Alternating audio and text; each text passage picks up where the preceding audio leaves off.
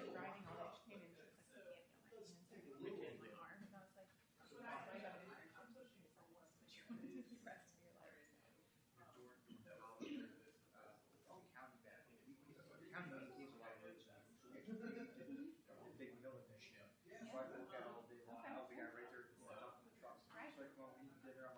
Yeah. I was like, "You came in and 5 hours." Yeah. Well, I worked construction one summer with my dad, and we built the fire station at the airport. So the station was right next to it, and he gave me every dig that, scrub those jobs. He gave me every hard job. I mean, there was no way you could shovel that. Nope, dig it, keep going, keep going. You know, scrubbing concrete off the steel steps, and he was like, "Want to do this for? No, you want to go to college? Okay." You know.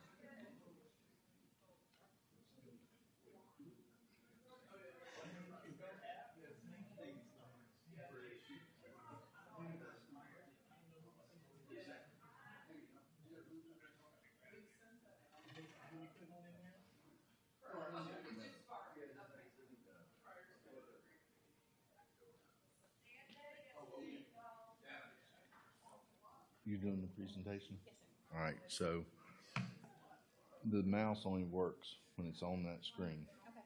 You only see the third screen, so there's 2 screens to the left. Okay. So if it's not moving, you just have to move the mouse right until you see the mouse, Okay. and then this mouse will work it. Okay. Okay, and we'll be back there if you have any problems. Awesome. Thank you. Yes, sir.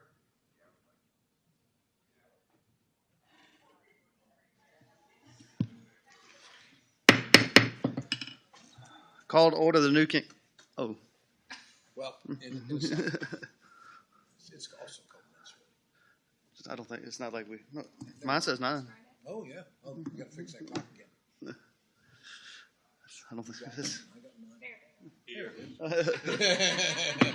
I don't think, it's not like we have standing room only. Call to order the New Kent County Board of Supervisors, April 30th, 2024, meeting to order.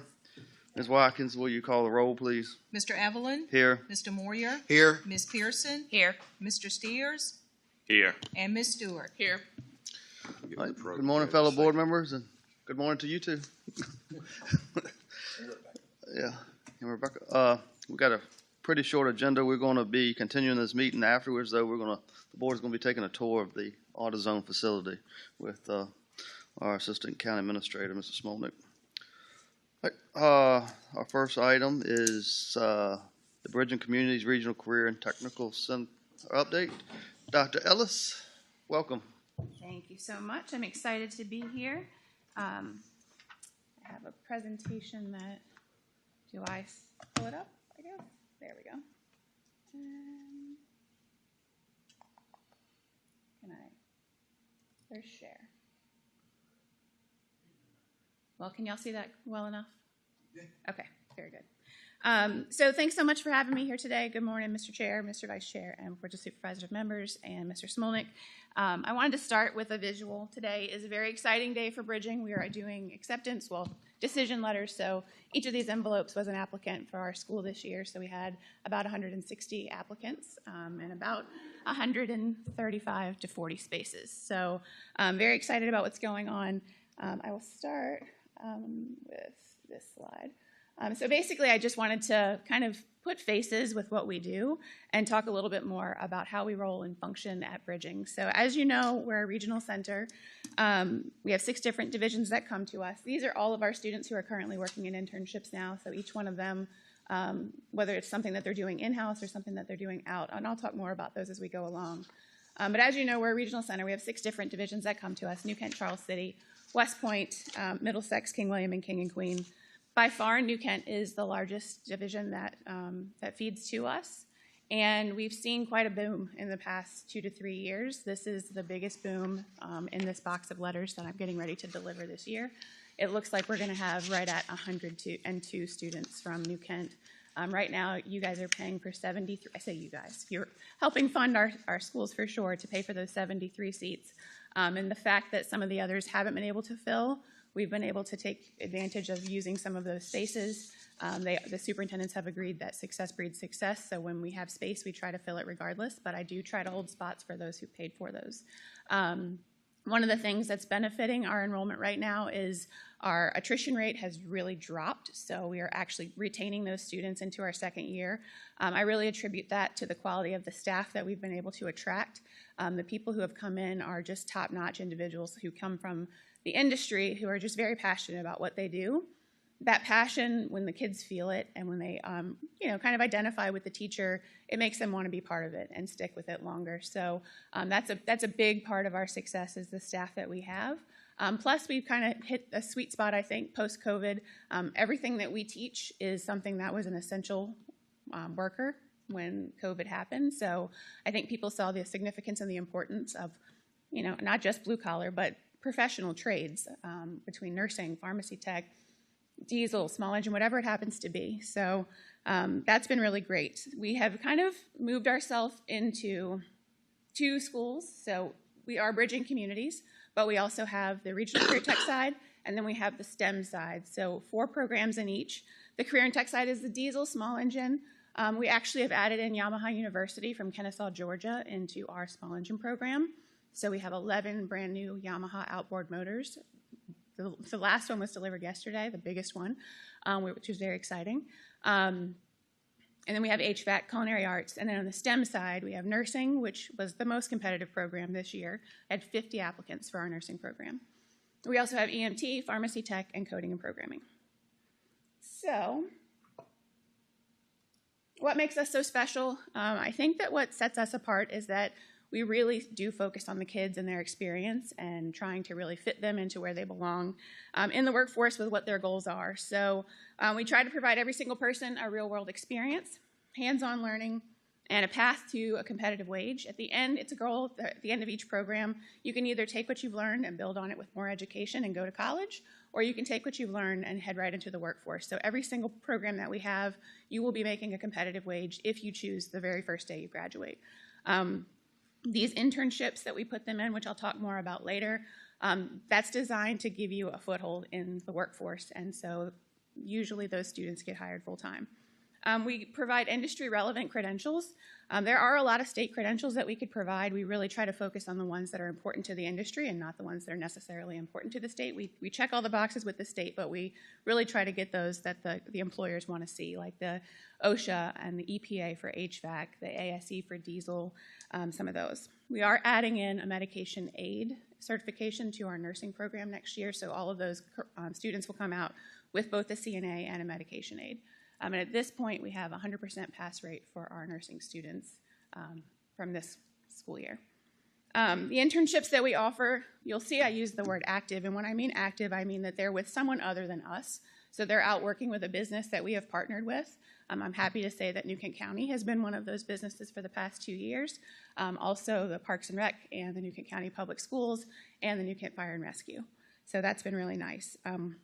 These are usually, sometimes, often paid opportunities, and they lead to that full-time work. We also do very specific celebrations, which I'd like to invite all of you to. I think I've sent you a calendar invite for all of them, but we do a career signing day. It's just important for us to recognize our students who are headed into the workforce, just as important as it is to recognize like those athletes who are going to college or people who are making that next step with education. That's going to be on May 21st at 6 o'clock at New Kent High School. We also have a commencement ceremony, which it looks like a graduation. We don't wear the cap and gown, but all of them come across, they get their medals, they get their completer certificate, and we try to recognize them. It actually, when we first did it, I wasn't sure how the turnout would be. We've had about a 95 to 98% turnout rate for it and gotten a lot of positive feedback. This year I actually have students who say they're not going to their own graduation, they're just coming to this one because this is the one that matters to them. So not to take away from the high schools, but that does make us proud that we mean that much to these students. We also have a lot of trade-specific scholarships. We work with different organizations, one of them being the Man-Page Lodge, who's done some scholarships for just the bridging students, the ones that are focused on trade. So they do scholarships, whether it be for nursing, you can pay for tuition or one of those medical sciences, or you can use that same scholarship money for tools, which is really nice that they're supporting students regardless of what their pathway is. So I kind of backed out some New Kent numbers so you can see how we impact this county specifically, even though we are regional. I just wanted to show you what the enrollment has done since 2021. I kind of feel like with COVID, we had a lot of changes in that 1920, 2021 school year. So I feel like trends are really only accurate since then. So since 2020, well, 21-22, we had 62 students from New Kent enrolled and 36 completers. Last year we had 56 enrolled and 30 completers. This year we have 88 enrolled and 48 completers, and for the next school year we anticipate 102 enrolled and 74 completers. That's 20% of the junior and senior class. So when you think about 1 in 5 students in the junior and senior classes coming to us this year, that's something I think to be really proud of. So I love making that kind of an impact with our schools, not only here. I have 4 divisions that are over-enrolled right now and 2 that are getting close. So, Dr. Ellis? Yes, ma'am. So the completers are the seniors, is that correct? Not only seniors, EMS is also a junior class, so you can be a junior and complete your junior year and then go back and complete like nursing or pharmacy tech and complete again your senior year. So they're just the ones who finished a program. Okay. All of our health sciences are 1-year programs, so those are the ones that you can stack. The career and trades are 2 years, so you can only do one of those. So it's not more because they could be still in the program and continuing on. Right. Right? Okay. Right. Yeah. Yep. And then the total enrollment that I have, just so you can see it from all divisions, we were at 161 in 2022. In 2023, we're at 164. This year, we were at 196, and we're looking at 222 for this coming school year. So we're growing. I'd like to add more programs as soon as we're able. Electrical is on my short list. We also have more interest in health sciences, whether it be to add more with nursing or to look at something like dental assistant or something like that. Internships are a huge part of what we do, and I think a lot of what makes us special. It really takes a lot of time to get to all these businesses and set up partnerships, do all the paperwork, make sure it's a good placement, vet the business, make sure the kid's ready. But we've been able to do it. This year we had 112 that were working with different businesses outside of us. So 249 Eatery has come in and worked with our culinary students. Our nursing students all go to Windsor Mead in Williamsburg. Our pharmacy tech students all go out into pharmacies and work their second semester of their senior year. EMS students have been doing ride-alongs with New Kent County, King William, and Charles City. Diesel, small engine, and HVAC have all just been going out to different businesses in those fields. Sometimes a student might be in diesel but wants to get into contracting, so we won't necessarily send them someplace like Carter Machinery. We'll try to find another place. If you look at my Facebook page today, you'll see I have a student highlighted who is going to the apprentice school, but he wants to be long-term into construction, so we put him with a construction company in Middlesex. He's doing lot clearing and heavy equipment operating, that kind of thing. So all of these are students, and that's actually them in their workplace. And then lastly, the business partnerships that we have this year. We have 42 different businesses that have taken these 112 students. So, it really says a lot when they're knocking on our doors and asking for students. What's happening now, HVAC companies are starting to call me junior year for interns so they can hire them in the summer, lock them down in the spring of the following year, and then be able to hire them. So it's kind of cool to see how it's changing. We're always looking for more. The schools and county governments have been great. It's really been great to partner with you guys as well. So if you have any questions, I'm happy to answer them for you. But Want to thank, I know a couple of you have sponsored our golf tournament, 3 of you, I think. So thank you for that. That's on May 17th, if anybody would still like to participate. And then again, the signing day and commencement are the 21st and 23rd. Anybody have any comments? I would say that I went to the career signing day last year, and it was pretty nice.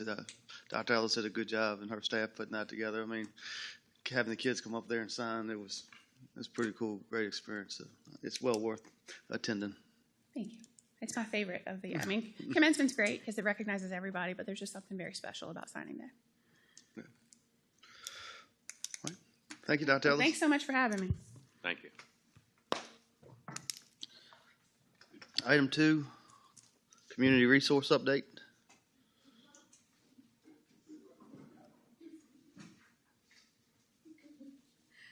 Well, Good morning, everyone. good morning. Okay, there we go. My name is Shayna Abdu. I'm with New Kent Department of Social Services, and I'm here for a community resource update. I just wanted to highlight a few things because it's since I've been here, I started working here, June 2022. So since I've been here, a lot of what we're doing on the community resource side, it's almost exploded. And I think it's just because now we're able to reach more people in the community that need help. And they're developing that trust with our department. Not that they didn't have it, but you know, sometimes social services get the bad reputation of being the children snatchers and not being appreciated for some of the other resources and benefits that we have to offer people in the community. So I'm here for an update, also to just kind of bring things to your attention as the Board of Supervisors, as the deciding group for a lot of things in this county. So as we look forward for this year, position-wise, I've been lobbying for this like the past year, and even next year, going along with our CHIP assessment, there's definitely a need, and I really want to highlight that need for an extra person to help on the community resource side. But I want to really give you guys an update on what's going on. So before taking this position, there's 3 real things I really want to talk about. One is energy share, the program, but the need for more energy efficiency with the housing. With housing in our county. We have a lot of older homes. They are not weatherized. So we, as a county, as a group, as a body, as people, we really need to try to help some of these seniors with a lot of their housing needs or issues. But when we talk about energy share, right? Before I started, on the cooling side, so during the summertime, our department was assisting with about $5,108 of assistance. Our last completed cooling season, I helped people with over $9,500, which is an increase of 86%. So I'm throwing out numbers because it's really important, as you can see, that the need has grown exponentially. So we went in 2022 helping with 5,100 to last cooling season, which was from last June to September 30th, over $9,500 in assistance. Same thing on the heating side. October 21st, or October 2021 to May 31st, 2022, I think our agency spent about $16,000 helping people with energy share or energy assistance. And my last completed heating season was October 22 to May 23. I spent over $41,000 of helping people, which is good, meaning people trust our agency, they're coming to get the help. But that also highlights that there's a need, a growing need in our county. And I'm not going to say it's due to inflation or due to what, but there is a growing need in our county. Housing, I talked about housing. Housing is a big thing. And helping definitely our seniors with their housing repair issues, which is why I'm great we're starting that Housing Advisory Committee so we can tackle some of these issues. But I really want to highlight how much I'm seeing a lot of that come through my desk, especially to help with these things on housing safe and affordable housing, and then also weatherizing and making sure their homes are more energy efficient. The last thing, and I'm trying to keep it brief because I talk a whole lot, so I don't want to take up too much time. But the last thing I really want to highlight is wells. Oh my God. So last year we completed 5 wells with the assistance of Proclaiming Grace Outreach and our faith-based community, helping to assist coming up with funds anywhere from the lowest one last year was $9,000. The most expensive one was about $13,500. So that was last year. This year, I'm currently working 3 wells. The problem is there is an organization called CERCAP that can help. However, if these occupants or homeowners have reverse mortgages, CERCAP's not touching them. So I had to research, resource, and find other means to help. We are currently working with the USDA. So they've been great, but slow. So I've been working this one client out of District 1. We finally got a $10,000 grant approval. That well is going to cost $18,000 to replace. With our agency's assistance, Proclaiming Grace Outreach, Emmaus Baptist Church, Corinth, Providence Forge Presbyterian Church, Hopewell, and St. Pete, we've gathered the other $8,000 to cover the cost of this well. So this is an $18,000 project that Toano Well is going to be working. And we're 5 months in, we got an approval, and there's still more to be done. Now we have to have a construction meeting, they're going to cut the check, and the moral of the story is it is a very long and arduous process that I have been working with this family for 5+ months. So that is how long it's taking to get these wells replaced.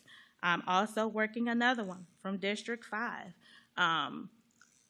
89-year-old couple, same thing. And the thing is, the need for me or my department is they're 89. They can't fill out these 35-page forms, and they cannot understand that they need the 50 million documents. So I have to break it down, and I have to take the time, sit 2 hours, 2-hour appointment to get them through the process of the paperwork, and then be their advocate throughout the process.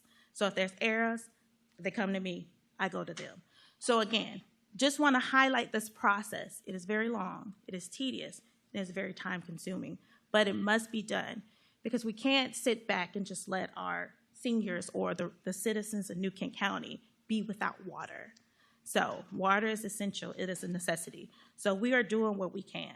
So I got 1 complete, I got 1 should be complete within the next month or so, and then I got 1 I'm about to start. Again, wanted to highlight on the resource side how labor-intensive it really is. And then also, just for some of these things and some of the resources that we bring to the county, in my one-person section, I also help the services side. So when they go into a home and they don't have beds or furniture or clothes, then I go and I connect with our partners, because that's another part of what I've done. I've created partnerships with multiple organizations, companies, and businesses. Hey, do you serve New Kent? How can you serve New Kent? Well, let's build that partnership so if I call on you, then we can get what we need to help New Kent. So building those bridges and building those relationships have been key and important. We have partnerships with Cornerstone. We have partnerships all throughout the greater Richmond area and the Hampton Roads area. So again, just making sure we can provide the resources and needs for people who are struggling or who have needs throughout the community. So that is the community resource update. I'm gonna try to come quarterly to update you on any big or important issues or items that come across my desk that I feel will definitely need your attention. Do you have any questions for me? I do. Yes, ma'am. Ms. Abdul. Just for the energy share, does that come through Dominion, or can citizens donate to that directly? Through Dominion. Through Dominion? Yes. So do the citizens of New Kent's, if they donate to that through Dominion, does it come back to New Kent or not necessarily? Not It's- necessarily. I So gotcha. we all, I think, contributed through our bills. I think there's like Right. a 10 cents or 25 cents or something that's in everyone's Dominion bill. And then all that gets collected up and then divvied up. And Is there a means for citizens to contribute to social services directly for So that? there are some things I have reached out to the community. And then I also want to encourage y'all to join or just chime in to our Resource Council meeting. A lot of good things come out of the Resource Council meeting. I am happy to send all of you an invitation to that. But there are some things that the agency, we just can't do. We get our 21,000 local only dollars. But what we've done is we put a program measure in place so that we could stretch that and help more people. So we only, the cap on that is $250. And so it just allows us to let it go farther. But there are some things, like if someone has a twin bed in their home and we have a family on the services side where I'm looking for a twin bed. Or just recently, the Main Page Lodge, I think is what it is. Main Page Lodge. They just helped a lady in our community who, I think she was like 82. They donated a motorized chair. This is a multiple $1,000 chair that was donated to help her quality of life. So again, there are times and things that I can reach out to the community, and I do.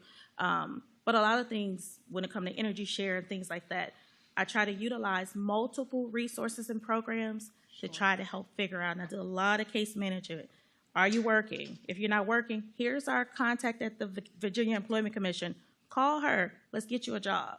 So I try to do a lot of case management to assist comprehensively with the needs. And you mentioned beds too. So I belong to Shore to Shore La Sertoma, and we sponsor a group called Sleep in Heavenly Peace, and they build beds for those that for children that do not have beds. They go out to their home and they bring the beds. So could you reach out to me if you come across things like that? I can pass that information. Jill Cruz is the one that kind of heads that up through her church, and I think that especially our members would love it if they could do something for the community. So. I need beds now, so I will give you an email right after this Please. meeting. Thank you so much. Thank you. Okay. Any other questions? Mr. Chairman, I was just going to say I've worked with Ms. Abdus with the Forge Foundation and helping, and in the 15 years we've had this 501c3, I have never had so many people requesting need. And we're not as big as a lot of 501c3s, but we do all we can do. But I appreciate her. You see her enthusiasm. And when she calls, you're going to stop doing what you're doing and you're going to listen to her, you know. And it's like you want to write her a personal check just so you can get her off the phone. But it's all good, and I appreciate it. But there's this program, and I just briefly, I think in the last couple of days, the USDA came out with a new, it's a federal program, of course, but it's for rural development. And it's for rural communities only, where different agencies like yourself can apply for up to $10,000 to improve the housing. And I know that's not a lot of money, but $10,000 on some of the rundown homes that some of our residents live in, I think would go a long way to improve their livelihood. But I don't know if you've looked into that, but if you would, just take a moment and look into it. USDA Rural Development. Yeah, I got friends up there. I definitely will check them out. Okay. Veterans. Thank you. We stick together. Any other questions? I'll say I have one question. Yes. And Mr. Steers stole my thunder. I was going to say I appreciate your energy, and I think you do a lot of thankless work. So on the days that you don't feel thanked, thank you, because I know I couldn't do what you do. So thank you for your passion and energy, because I know a lot of those people live in my district and Mr. Evelyn's district. So thank you for being committed to them. Did you get your shed? That's my only question. I think we did get the shed. Yeah. That was my burning question since our next meeting was canceled. I wasn't going to have an opportunity to ask. So, and is the next Resource Council call on the 16th? Is that? This month. Okay. Or 16th of May? Yeah, the next, well, I'm already in May. But yes, 16th It's of May. on Zoom, so it's very easy to join if anybody wants to get on. Yes. 1 o'clock. 1 o'clock. All right, thank you very much. Thank you. Next, Resolution R-11-24, Housing Advisory Committee Charter Amendment. Mr. Smolnick. Thank you, Mr. Chairman, members of the board. So the Housing Advisory Committee, the charter was approved by the Board of Supervisors 2023. It was March, your last board meeting, the committee was fully filled. And there have been some discussions since then about adding one Planning Commission member and one Board of Supervisor member to this ever so important committee.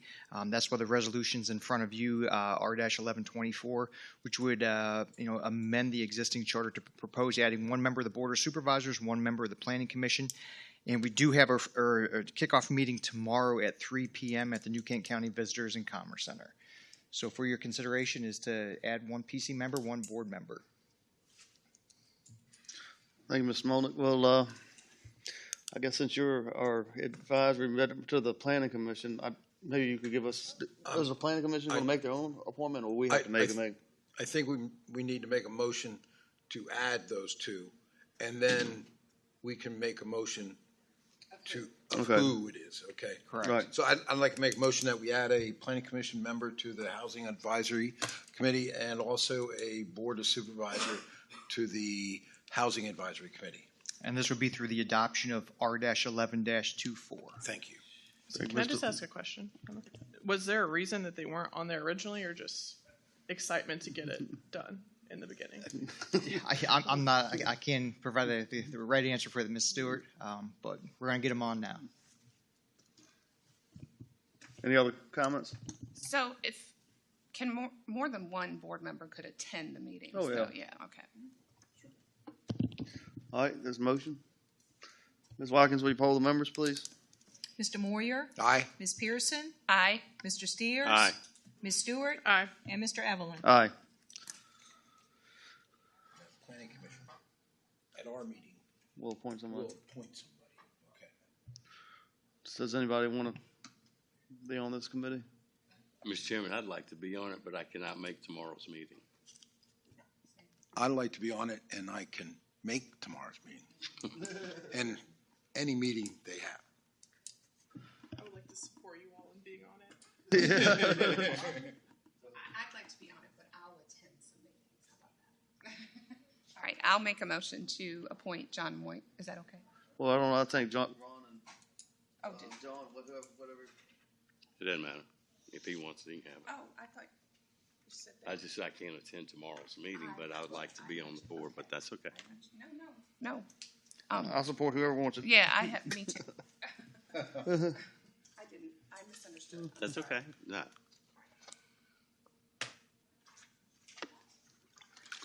Can we appoint a primary and an alternate? Yeah, that'd be good. Will the ordinance let us do that?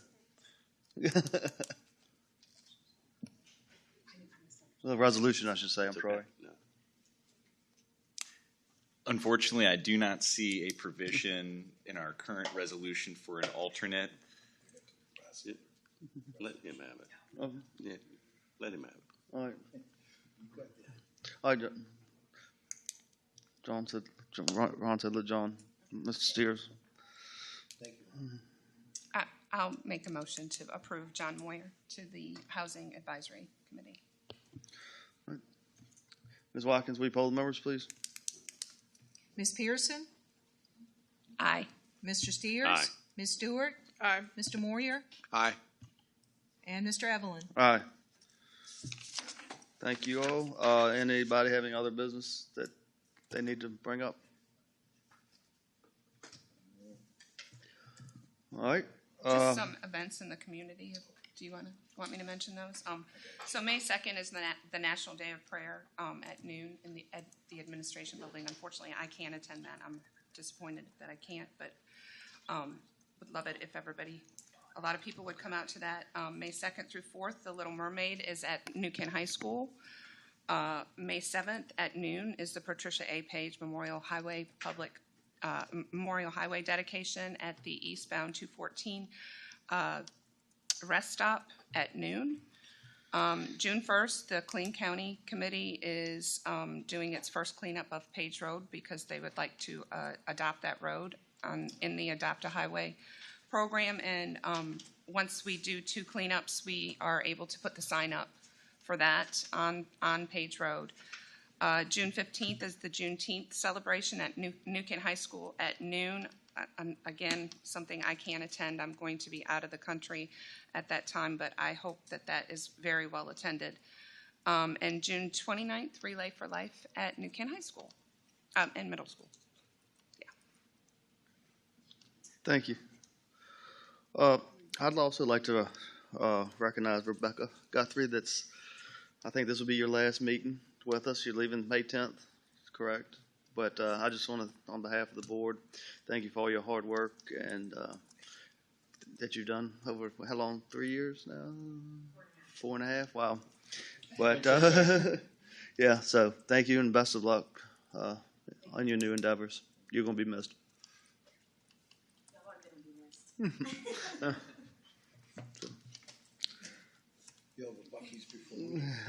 Do you got a meeting? Oh, excuse me? I thought you needed to change the meeting. I need to change the June work session if it's all possible. It's scheduled for June 25th.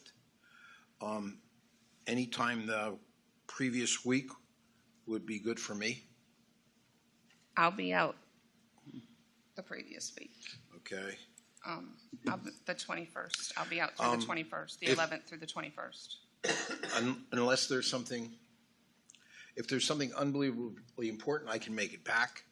But we could keep it the 25th. Well, I mean, if it's, if we have I'll get with Mr. Hathaway and, if it's a light agenda like this. Yeah. We could go with 4. Yeah. Okay, Yeah. okay. Or we could, I just or want to make sure postpone you know. Oh, okay. yeah. But thank you. Mm-hmm. We'll leave that hanging. All right. I guess we're going to head into the AutoZone. So can I get a motion for continuation of this meeting to AutoZone? I make a motion that we continue this meeting at AutoZone. Ms. Watkins, will you poll the members, please? Mr. Steers? Aye. Ms. Stewart? Aye. Mr. Moyer? Aye. Ms. Pearson? Aye. And Mr. Evelyn? Aye.